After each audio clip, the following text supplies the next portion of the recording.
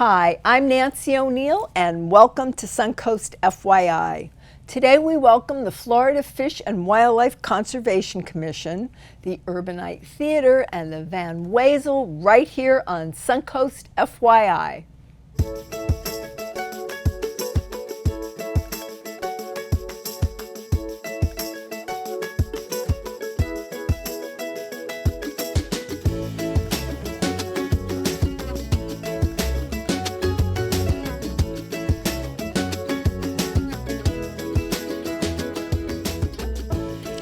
Founded in 1999, the Florida Fish and Wildlife Conservation Commission is Florida's government agency that manages and regulates our state's fish and wildlife resources.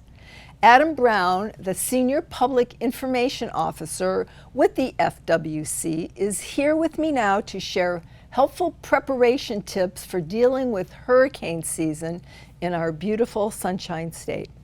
Thank you, sir, so much for being here. Thank you for having me. Important subject we're going to talk about today. Boat safety. What can our viewers do to prepare their boats before a hurricane hits, and what supplies do they need to have on hand? That's a great question, Nancy. So in this area, we certainly have a high number of boaters, a lot of boaters that actually live on their vessels part-time or year-round.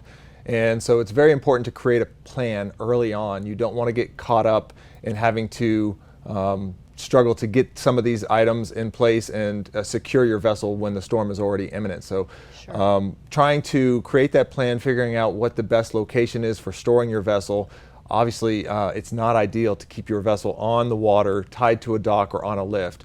You're going to be much more subject to strong winds, strong storm surge, as well as heavy rains, and it's much more likely that your vessel could become damaged or maybe damage somebody else's property. Okay. Make that plan early on, get the vessel to a safer location, and certainly getting some of those supplies that you may need to secure your vessel early on. Some of those things like extra dock line, anchors, anchor chain, duct tape, some of those things that may be difficult to find in stores as the storm is already approaching. Okay.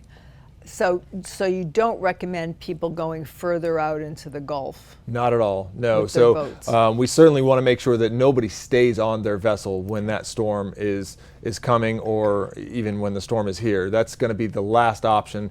We want to make sure that every person is off the boat and safely on shore somewhere to ride that storm out and potentially to get out of the area, out of the path of the storm. Okay. Now, what if somebody is a liveaboard? What if they're on a liveaboard boat? Then what do they do, sir? Yeah, so the best option, if you cannot get the vessel off the water, do your best to secure that boat. Use more than one anchor. Make sure you extend that anchor line and chain. We suggest at least 10 times the length of the mean depth of where you're anchoring that boat. That way, if that storm surge does rise, you should have enough length in that to where you'll be okay. But certainly getting that person off of their boat, I know that that's often their home, but find another option. Do not stay on your boat. Go to a hotel, go to a friend or family member, or if you need to go to a shelter, but get off the water. Okay.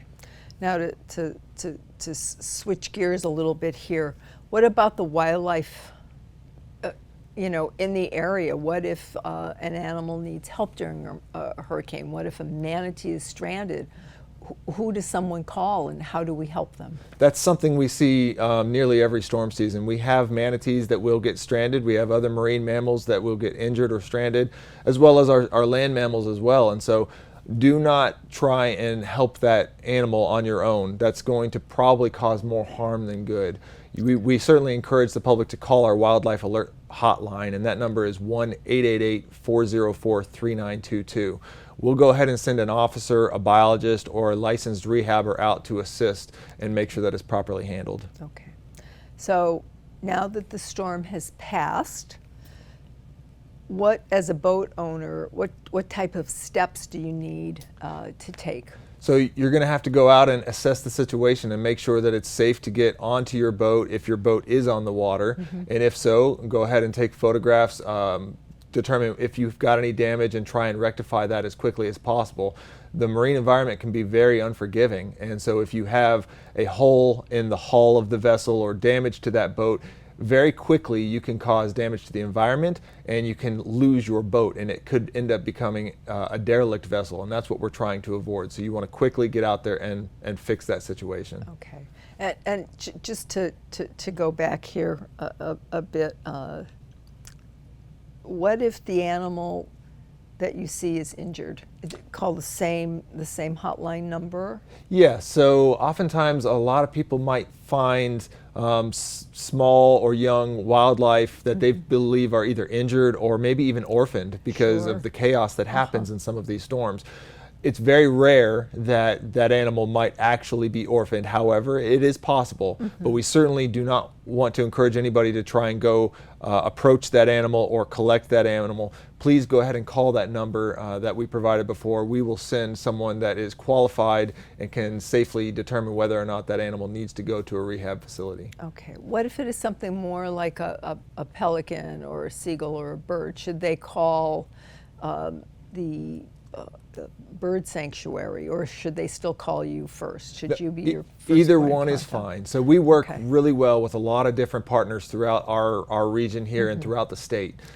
So if you've got a local rehabber that you've worked with before or you're familiar with, please go ahead and reach out to them. We certainly suggest that. Otherwise, calling that wildlife alert number is going to be a great first step, and we can either get out there ourselves or we can contact one of our partners. All right. Thank you so much.